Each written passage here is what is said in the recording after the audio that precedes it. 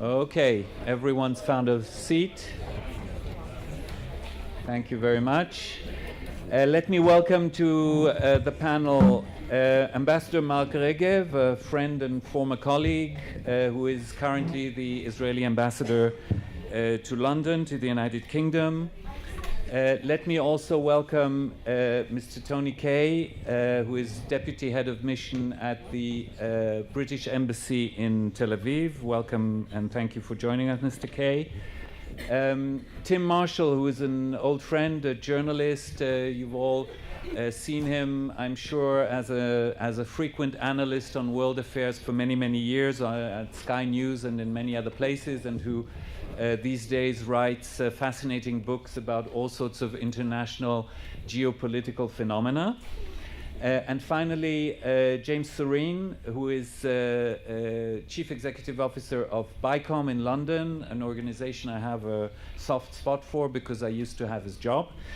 And still with us, Barak Ravid. Barak, it's all yours. And since I take responsibility for a certain delay at the beginning because I went over the time allocated. You're giving us another hour. No, not another hour, but you can have till let's say 6:15, 6:20. Okay? Thank you. We'll try and use it the best way we can.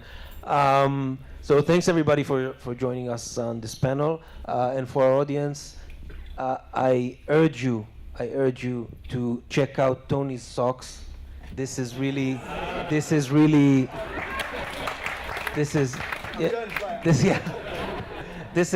calls for a raise. But Tim, I want to start with you. I asked Tzipi Livni about, and I mentioned Elizabeth Monroe's book on Britain's moment in the Middle East, and as someone who's following so many years Britain's foreign policy in the region, I wanted to try and a bit go back, and if you can tell us, what do you think happened? Why did Britain decide one day that, you know what, the Middle East, not so interesting anymore? We ran out of money. Okay. That's it. Yeah, but it's. I'll give you another example.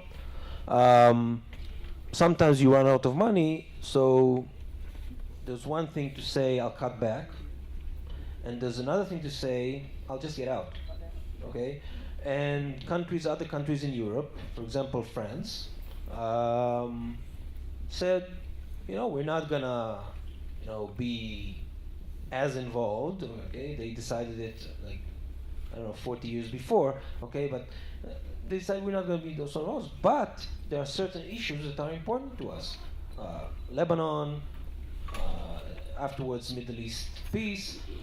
Britain, in a way, said, let's just get out. Don't underestimate post-colonial guilt in the British public. It goes exceptionally deep, and it's actually quite harmful now in looking at the world. We need to get over it, that it is riven through the society. Factor on the money, and then factor on Suez. And at that point, we pretty much threw our hands up. Now, the French came to that conclusion later on, but after some pretty unpleasant wars. You can make the case that we realised the game was up, especially after Suez, and we withdrew east of Suez. Hopefully, later in this conversation, we can get to the future of British foreign policy, because I think we're going back in the other direction. I think we're going back out into the world in our foreign policy. That's very interesting. We'll get to that. But Mark, I also want to ask you a question as Tzipi Livni, and to see if your experience is different. What's your experience today, or since you started being ambassador, your experience when you go and meet British officials, and when you go and meet British public? And do you see a difference in what the British public wants to talk to you about when it comes to Israel or Middle East in general, or what you hear in conversation with government officials? I think, Barak, you need to be very careful when you say British public. that the Foreign Office gets lots of letters. Normal people don't write letters. Activists write letters. People who are involved. And you've got to be very careful to say, oh, the British public is all this issue on Israel, Palestinians. There are organised groups who are writing letters to members of parliament, to the Foreign Office. It doesn't necessarily reflect British public opinion. Actually, James could probably talk about that much more effectively because they actually survey British public opinion, and it's important to be very careful. According to conventional wisdom, there would never have been a Brexit, yes? So all these assumptions of the British public opinion is anti-Israel, pro-Palestinian. It's very important to look at the data. Also, it's not just what the opinions are, but how intense they are. Do people really care? These are issues that maybe people in Israel believe one thing, and reality is something else. Second part of your question, I think it was Douglas Hurd, the Foreign Secretary, who had the famous statement of Britain punching above its weight. And in the framework of decolonization, in the framework of Suez, there's no doubt that Britain, nevertheless, punches above its weight. I think still today is probably, if you look at all the Europeans, I'm not comparing to the United States, but if you compare it to Europe, Britain's presence in the region is still more significant than Italy or France or Germany. You see that in the war against ISIS in Syria. You saw that in the discussions going on now, the war in Saudi Arabia in Yemen. They're more important than any of the other Europeans. So you see it on the military side. In the Middle East peace process, there's an interesting question that Brexit raises. I don't have an answer yet. In the past, if Britain's policies were done through the European Union, how will a post-EU Britain, a post-Brexit Britain play a part in the Middle East peace process? There are some parts of the British bureaucracy that no doubt agree with the Brussels approach, and therefore you'll say there won't be any change. Other parts of the British system might say, well, let's get closer to some of our Commonwealth friends like Australia, Canada. If Britain was to move in that direction, that would be favourable for Israel. But once again, we're moving into uncharted waters, not just on the Middle East, we're moving into uncharted waters on a whole lot of issues. And we'll have to see how this turns out. But you know, I want to follow up on this.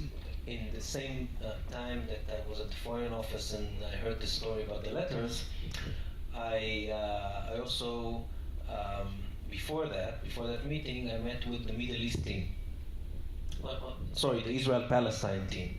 And it's quite big, by the way. It's actually, I think it wasn't everybody because some were not in the office that day, but there were at least 12 people around the table. That's a lot. Okay, and then later on, when I met with someone on a higher level of the Foreign Office, I asked him and we talked, and he didn't mention the peace process.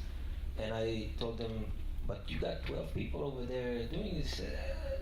Yeah, but a few years ago, it would have been, let's say, 80% of my time. Today, it's maybe 5 to 10% of my time. How do you explain that? That's a question for Tony. That's not a question for me. I don't speak for the British government. I will get to it very soon. What's your take? I think there's an understanding, and this is what the previous speaker said, that people in Europe, and there were various European initiatives that you're aware of, that were not serious. And the serious game is the American game, and I think there's an understanding in Britain that if they want to be constructive, let's support the real game, the real attempt to get things on the right track, and we don't need political theatre. You think that any of you think that after January 20th, people can still say that the serious game is in the U.S.? The British, yes, it's even more serious now. But the British public do not care about the Israeli-Palestinian situation. They don't get up every morning thinking, I wonder what's going to happen in the West Bank today. They simply don't care. Sorry. And, well, yeah, and the Foreign Office, and forgive me, in their perspective, have got a much more important things to worry about than this very, very small piece of land. Yeah. So, James, you agree that the British public doesn't care? I think it depends how you kind of rate care. I mean, I compare it to America.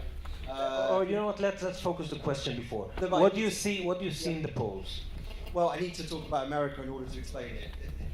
Israel matters in America in a very, very big way.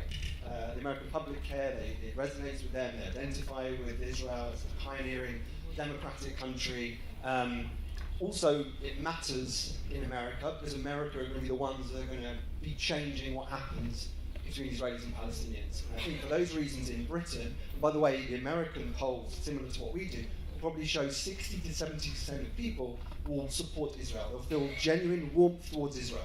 And that really matters to the congressmen and to the US administration. They can see those numbers.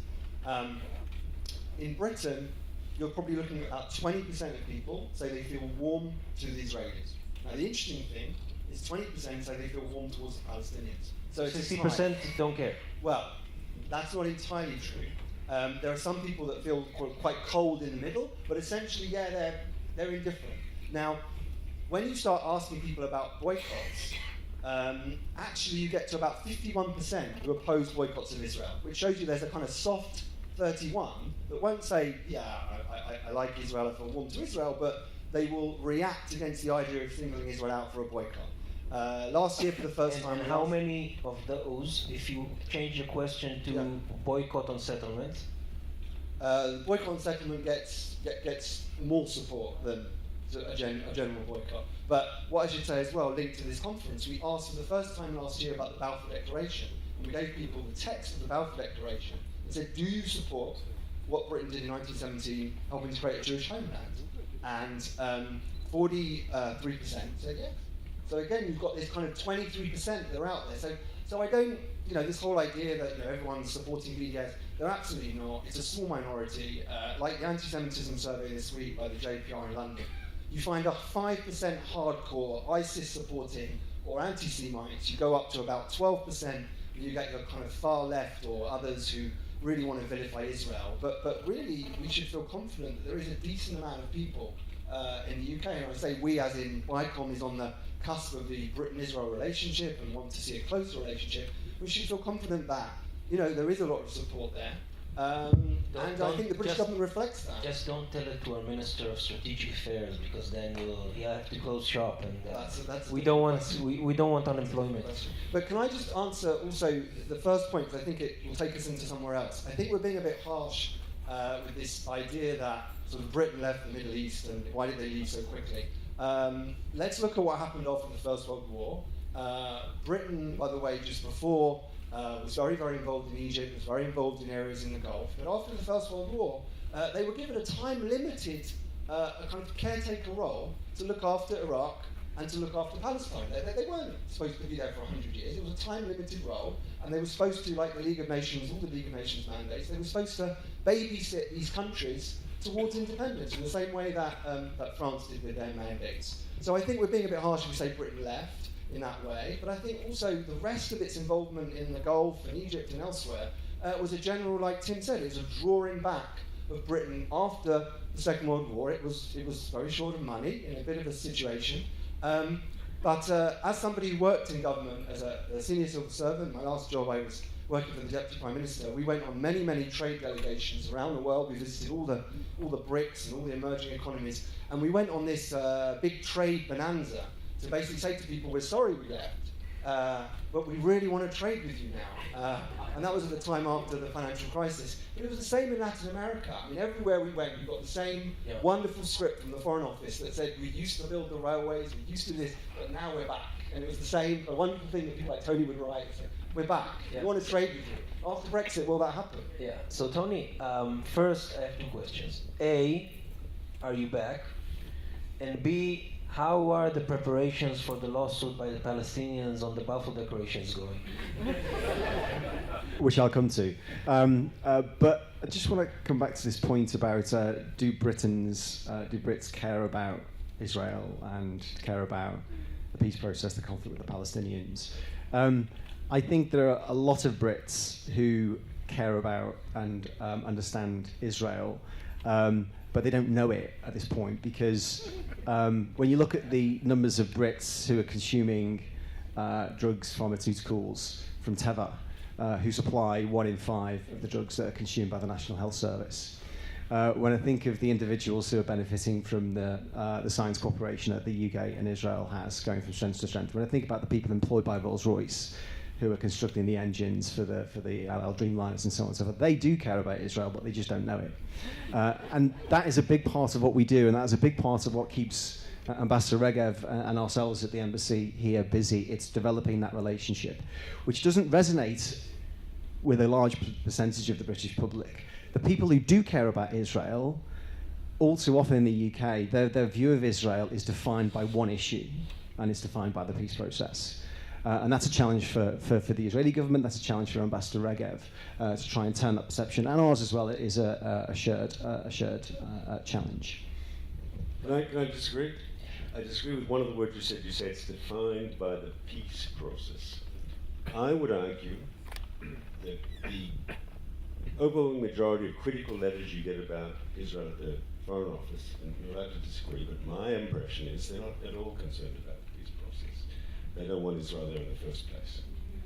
And all of them? No, all of them? I said the overwhelming majority of activists who are out there pushing BDS, who are writing the letters, but what it's about got nothing to do with the peace process. For them, it's peace without Israel, and not how do we get a peace process. but what about, Mark, what about those, let's talk about the 40% who either said... They're not writing letters, those 40%. No, Sorry. okay. I'll talk. One second.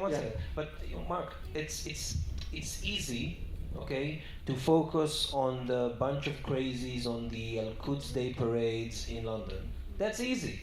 You know, many of my colleagues made a career out of it by, going with a camera and asking people what they think about Israel, and hearing people say, "Oh, I hope it burns." Okay, that's easy. But what about, again, the vast, the general public, the 40% of the public that say in the polls that they either feel sympathetic towards Israel or towards Palestine, meaning they know what it is, okay, and have some sort of an opinion, okay? Those 40% are not all activists. There are normal people who watch the news. So what about them? Not the What about them? What's the question about them? No, the question is, okay, how they define Israel. Do they define Israel through, by the way, I don't think it's the Middle East peace process, I think it's the conflict. Do they define Israel through the conflict? They were only had an opinion about it because they were asked. Otherwise, they would never give it a single thought. Okay, but let's go with that. But even so, you know, many Israelis, okay, or people in general, okay, they live their lives. Not, let's say, most of the people, okay, in this country are not like the people who came here to talk and to listen about Brexit and UK Israel, okay? But from time to time, they do think about it, okay? So it's not, you know, and those people vote, okay? So they don't vote on this, but you know, it's part of it, and sometimes it matters, okay? So what do you think, Mark? Those 40%, how do they define Israel? Do they define Israel through through Teva and through through Asaf Granit's restaurant in London, or through settlements, conflict, and you know what they see on BBC? I think that's James' question. You know those numbers better than I do. So I think we're asking a lot of people in Britain to expect that they are, you know, they know what Israel is, they can see all the detail of it. You know, my experience in government was always that as soon as you started talking about foreign policy, you're losing a lot of people. Tell me about it. British people are, you know, in some ways that they're not particularly interested in foreign affairs. They're obsessed with America. They have a special interest in India, but they, you know, if you look at the foreign pages in newspapers, the foreign news is driven by what conflicts in the world. But how do they define reporting? Israel? Through So what they, lens? so I'll come to that. So basically, the point being that Israel, say, take the last 2 years as a case in point. 2 years since Protective Edge. Israel's not been in the news. The amount of times that Israel has been a story on the broadcast TV news in the evening, I could count on one hand. And even that during a wave of terrorism where many, many people have been killed. And by the way, I get all sorts of emails, people saying, why is the BBC not covering these terrorist events? And we can't decide what we want sometimes. Do we want the BBC to cover it, or do we not want the BBC to cover it? But anyway, the point being that it hasn't really been there. Why? Because there have been other conflicts. And so, you know, the way, the kind of British view of the world they're looking at only a few foreign stories at a time, and I say this in my experience of kind of going all around the world with British politicians and doing wonderful things and announcing wonderful initiatives with those countries, but it didn't matter in Britain because we didn't necessarily do something for the British people, apart from in the big picture. So no one cared. If you talked about creating one British job in Aberystwyth because of that deal, then that would be in the newspaper.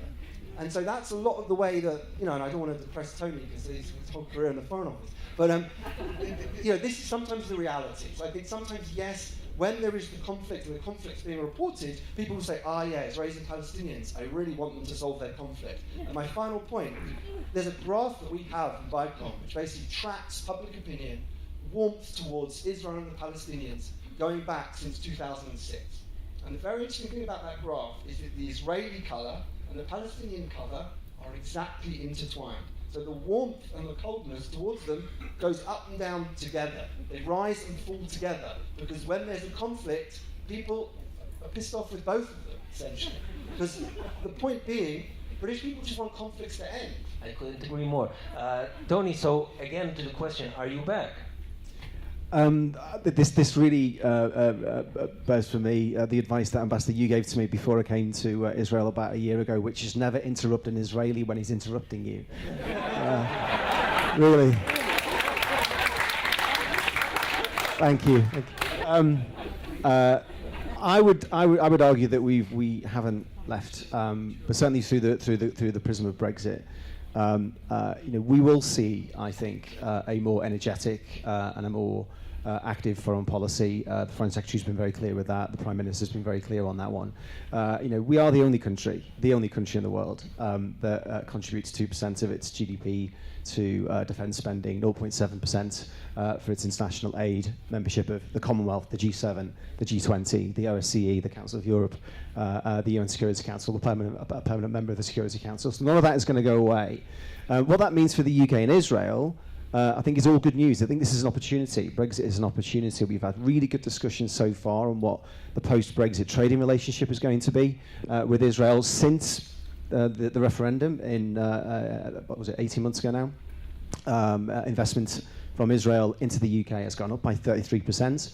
We've seen big trade deals being signed in the other direction. So that is a trend that's going to continue. And there is a revolving door in both our embassies' offices with ministers and senior officials. How many ministers did you have in the last couple of weeks, Mark? 3 or 4? Yeah, but is there going to be a change in policy? Meaning, for example, there's going to be, I guess, a free trade agreement being negotiated, right? Because it's part of the Brexit process. Are you going to take the same approach as the EU when it comes to free trade agreements regarding how 67 lines is being treated, for example, or are you going to change it? Well, on that particular question, these are decisions for ministers ultimately, and the discussions are ongoing. I think the UK's position on not just settlements, construction generally in the West Bank, but also on goods from the settlements remains consistent. I personally can't see that changing, but again, that's a question for ministers. I don't think you're going to see any fundamental seismic shifts in the UK's foreign policy approach to Israel and the OPTs and so on and so forth, but there will be a consistency. There will be a consistency in terms of our support for the best possible relationship with Israel, and we want to see a viable Palestinian state, and that's why we're spending a lot of money here, something like £65 million a year, in building those systems and structures with the Palestinians, and so that they can be a viable state. Let's talk about this consistency, okay? Because I'm glad you raised this word. In December last year, the UK, your colleagues in New York, were the ones who drafted with the Palestinians the UN Security Council 2334 regarding settlement. Which passed and made Mark and his colleagues very unhappy. Few days later, only a few days later, I think something like 2 weeks later, all of a sudden, you condemned the US I think that back then Foreign Secretary of State John Kerry, you condemned him for saying what the resolution said in a speech. So since then I'm a bit confused about what is the UK's policy about Israel-Palestine. Our policy from December through to this current day, and I would argue moving ahead, has not changed in terms of our wish to see a secure and safe state of Israel, free from the scourge of terrorism, living peacefully alongside a viable Palestinian state. That has not changed. And the Prime Minister has been very clear, ministers have been very clear on that in the last few weeks and months. Why was the UK the one that led the drafting of Resolution 2334? We voted for 2334, alongside 13 other members of the Security Council, and the US abstained. Yeah, but you also were the ones drafting the resolution. You were holding the pen. The 4 non-permanent members of the Security Council co-sponsored that resolution. This is true, but the UK drafted the resolution with the Palestinians. What's more important is that resolution passed, and it was quite clear as to the contents of that resolution. Is the UK still committed to what's written in Resolution 2334? We voted for it. That wasn't the question. We voted for it, and our policy remains the same. And we can go around this quite a number of times. Yeah. Now, you asked a second question, didn't you, about the Balfour Declaration? Yes. So we will not be apologising for the Balfour Declaration. That is very clear. Who's going to be representing you in court? And I just thought it's always a good idea as a diplomat to read out your Prime Minister's recent comments on things verbatim. So I'm going to do that for the record. As the Prime Minister said. Yeah, so she said last night's Rosh Hashanah reception. There. You were there, yeah. Born of that letter, the pen of Balfour, and of the efforts of so many people, is a remarkable country. As Prime Minister, I am proud to say that I support Israel. And it is absolutely right that we should mark the vital role that Britain played a century ago in helping to create a homeland for the Jewish people. So I think that sets out the government policy fairly clearly. Okay, so Tim, you were the one who started by saying that the UK is going back. How do you see that happening? First of all, I would like to say that Tony now knows how Lord Balfour felt yesterday. It's you personally.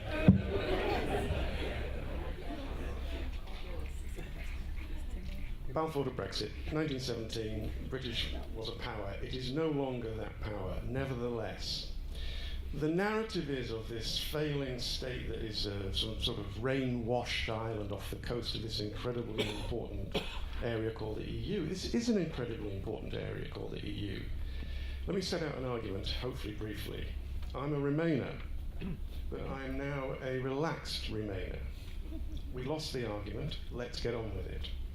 I cannot abide the argument that says we are about to fall off a cliff, our role in the world is going to be hugely diminished, we're going to be this nothing country. Because it's almost as if people want that to be the case. And I know it's going to be bumpy, and I know if we get the economics wrong, which is where you guys come in, it's going to be extremely bumpy. But let me give you some 5s and 7s. The P5 at the United Nations. What, we're not in the P5 anymore? The Five Eyes, intelligence, we're not in Five Eyes. The G7, we're not in G7. We're not the 6th biggest economy in the world. We haven't got 2 aircraft carriers to project force and power and hopefully assistance in 2 years' time. By the way, don't bother talking to us for another couple of years, we're busy.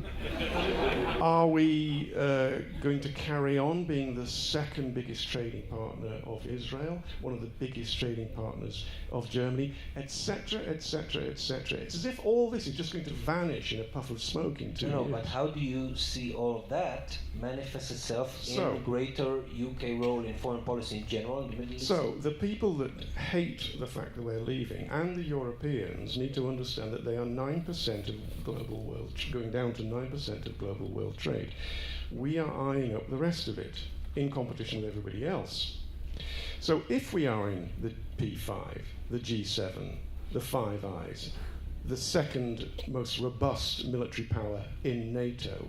Do you really think that the rest of the world is going to ignore us? That when the Russians start growling at the Poles and they look to the Germans and the Germans say, don't look at us, who are they going to look at? They're going to look at the British. The Baltic states are going to look at the British. The Commonwealth is going to become slightly more important than it is, which is to say not particularly important, but will become slightly more. Don't let the Queen hear you say that. All these things, Britain is going to be out there in the world in a role similar to 1917, God forbid there's a war, but no longer with that colonial arrogance. We are going out there as a modern democracy, a very powerful country, and people keep thinking it's this irrelevancy off the coast of what is happening. I love the EU. I wanted to stay in it, but let's just get on with it now. And we will come to you. 28 Israeli companies have started up in Britain since we voted to leave. Why?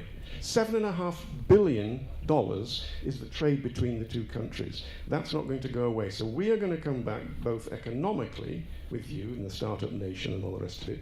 We are also going to come back diplomatically at a time of our choosing. If we think this is worth it, we will get involved again, and we can do it outside of the very powerful EU bloc. No, but what you're saying is that unlike what you thought before, there is an opportunity in Brexit for UK's foreign policy. But my question is, if you think the British government is going to say, "Oh, let's take this opportunity," or it's going to say, "Yeah, but we have other things." Well, you heard it from Mr. Blair today. He came. I'm known Mr. Blair for years and I've always got on with him. But he suddenly came over all French. He suddenly decided that we're going to keep asking you the question until you give us the answer we want. That's what the French did with their referendum, which I think is deeply anti-democratic. Dutch did it as well. He said, yes, there was a referendum, but yes, it can be reversed. And Mr. Blair and many other people, and there's a whole coterie of them throughout the British establishment and elsewhere, who are now actively working to create the space, and I think this is perfectly legitimate to do, to create the intellectual space that when we come to whatever deal it is, which is to be put to Parliament, at that point somebody who's popular will say, why don't we put it to the British people? And that will be a second referendum. Now, I know we still have the problem of what the EU says about it, but I think that we are creating the intellectual discourse for the second referendum. As I said, I will vote the same way. I will vote to remain. But I don't want that. I want to abide by the referendum we had, and I want to get on with it. Mark, let's go deeper to the question of is the UK going back to the Middle East?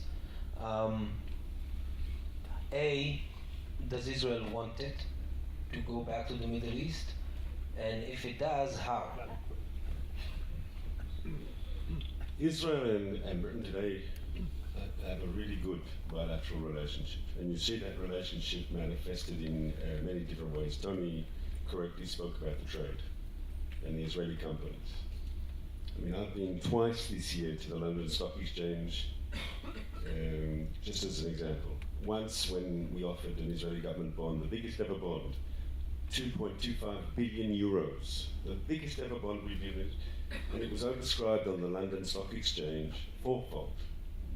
That's very interesting. In the past, I remember, people sold Israel bonds. It was like giving a donation, tzedakah, right? Today on the London Stock Exchange, you offer an Israeli government bond, and the markets say, we want it, and it's oversubscribed fourfold.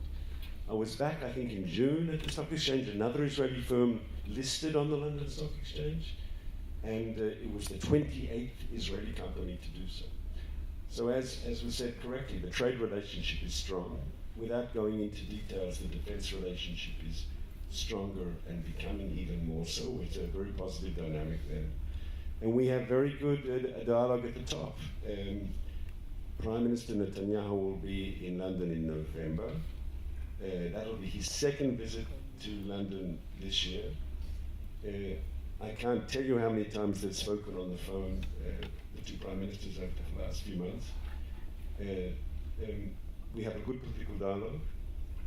We don't necessarily agree on everything, but we have a good partnership on economic, defence, political. It's a good place to be. I also think, and I should say this to this audience in Jerusalem, when you look at the countries of Western Europe, Britain has to be one of Israel's very, very best friends. And just look at the prime ministers we've had. One was sitting here before, followed him was Gordon Brown, followed that was David Cameron, and now Theresa May, whose words we heard a moment ago. We've had a whole series of prime ministers who've been personally committed to the Israeli-British relationship.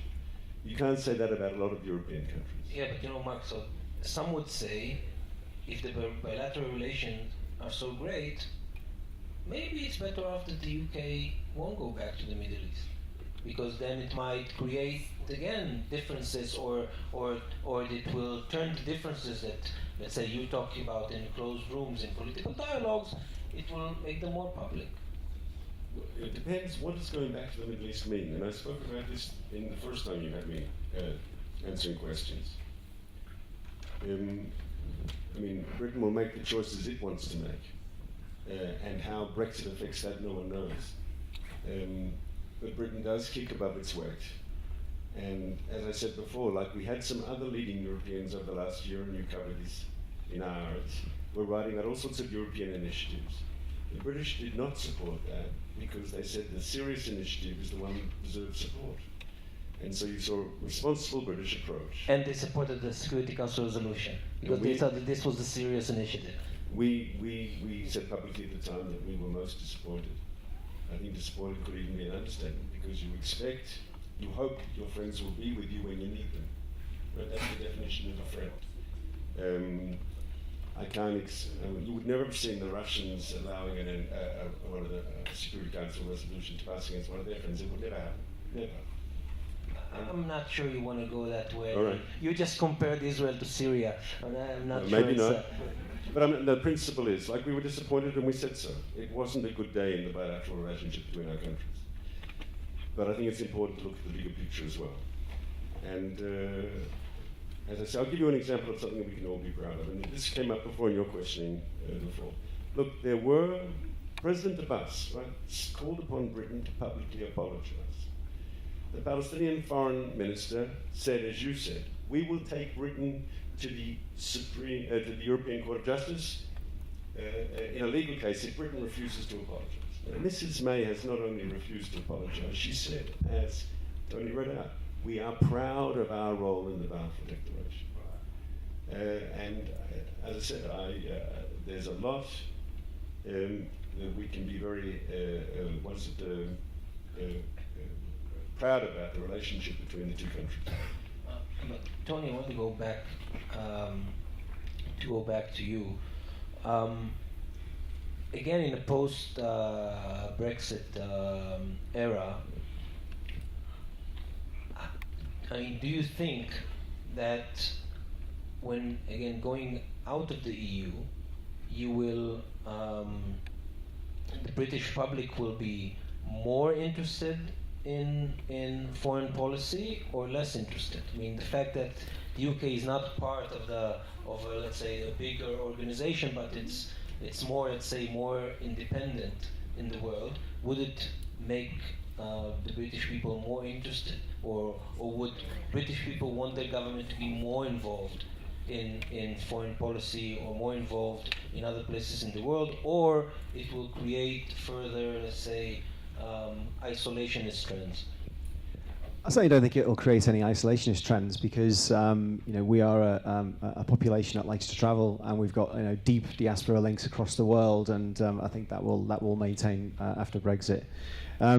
And when I think of like my parents and my family back in the UK, one of the main reasons they're interested in foreign policy is because their son works in the Foreign Office.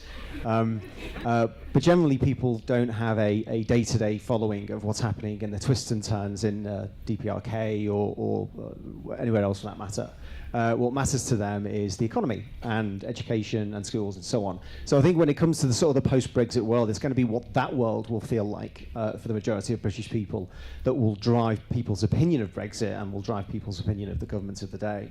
And I say all this as a humble civil servant. In terms of a more assertive foreign policy, I think the people who follow this stuff, I think will probably want to see that. There has been a suggestion that UK foreign policy has been somehow constrained by its membership of the EU. I would disagree with that, but it's an impression that is out there. There is a myth that there is a complete consensus across EU member states when it comes to foreign policy. That does not happen. It very rarely happens anyway. So I think moving forward, I think as Tim mentioned, you're going to see a more activist foreign policy, and certainly when I go back home to the Foreign Office, when I look at the embassies in this part of the world, we are strengthening, not drawing down. James, again, I want you to, before you say whatever you want to say, I also want you to focus on what I asked Tony about. What do you think, or what do you see in polls regarding the British public post-Brexit? If they want their government to be more involved in more assertive foreign policy, or they want it to, just leave it on? So I haven't seen any polls about that, so that's a short answer to that question. But I think related to that, I think, and this is sort of partly agreeing but disagreeing with what Tim was saying, I think that there's something very interesting that's going to happen in relations between Britain and Israel as we go towards Brexit, if we get there. I have a slight theory that we may never get there, and we just end up down this long tunnel, and it never actually happens. But anyway, that aside, I think that something very interesting will happen between Britain and Israel. Whereas before Israel was on the margins of the EU through an association agreement with its trade, Britain was very much at the heart of the EU. They're both going to share something in common when Britain leaves the EU. They're both going to be on the margins of the EU, desperately trying to find out what's going on in the EU. Their trade with the EU will be defined by a trade agreement with the EU. But something very interesting will happen with Britain-Israel trade, which is that the thing that powers Britain-Israel trade, certainly the most exciting thing and a lot of the value, is around tech and innovation and this really interesting marriage between kind of Israeli expertise and genius around kind of hard tech and the kind of British genius around creativity and software and innovation. Now, none of that is affected by anything to do with the EU. The Services Directive for Digital Services has never been implemented. All that happens without the EU. So the great thing about Brexit is it doesn't make a difference. And we started doing a research project at BICOM looking at what are the opportunities for Britain-Israel trade after Brexit. All the Israeli tech entrepreneurs and financial people involved in Britain-Israel trade have told us that actually they're running to the uncertainty in the UK. They're not running away from it. So where there might be other people that might be running away from it who are from EU countries, first of all, the Israeli mentality of if there's uncertainty and other people are running away, then I'm going to run to it, because it looks like there's an opportunity here.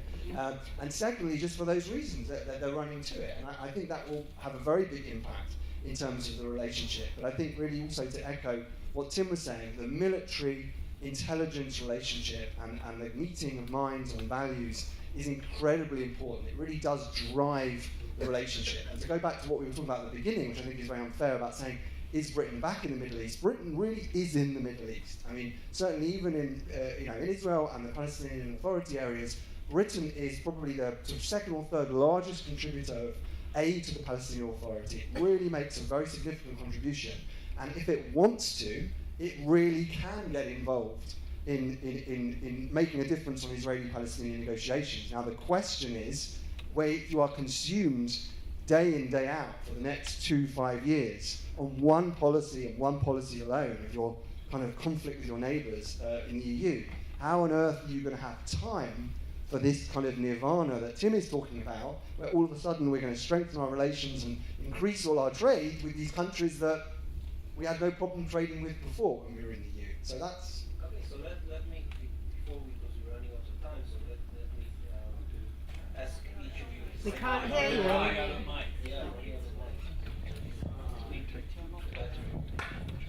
Yes. So, before we run out of time, I'll ask all of you the same question, and if you can be very brief, because we have another 5 minutes. I'm appointing all of you now as advisors to Boris Johnson and Theresa May. And It feels familiar, actually. yeah, yeah. And now each of you try and tell me one advice, okay, one advice you would give the British government about one issue that it should do in order to go back to the Middle East. Me first. Yeah. Tricky question for me as a serving diplomatic servant. I would say stay the course. When you look at our Gulf strategy, when you look at what we're doing in Egypt, when we're looking at what we're doing across this part of the world, when you're looking at the counter-Daesh campaign, when you look at what we're doing right here and now, when you're looking at what we're trying to do in Libya, when we're looking at what we're doing across North Africa, I think maintain that full steam ahead. Sorry. I'd say to the Prime Minister, just keep in mind that this time we come as friends and equals. And I'd say to Mr. Johnson, enough with the jokes already. I've been following very closely a conversation that's been happening in the UK over the last few years, and that are what are British values. It's a response to extremism, it's a response towards something. What are British values? And people say British values rule of law and democracy and human rights and freedoms, and I'd say to them, if I could give advice, I'd say, go by your values and support the only country in the Middle East, the only country. From Morocco on the Atlantic shore through to Central Asia, there's only one country that shares those fundamental values with the United Kingdom. Only one country with independent courts, with a free press, with a free trade union movement, that can do seminars like this and not have to worry about being arrested afterwards. That's the state of Israel, and we are partners, we're democracies, and I'd like to see a boisterous and strong British support for the Middle East's only democracy.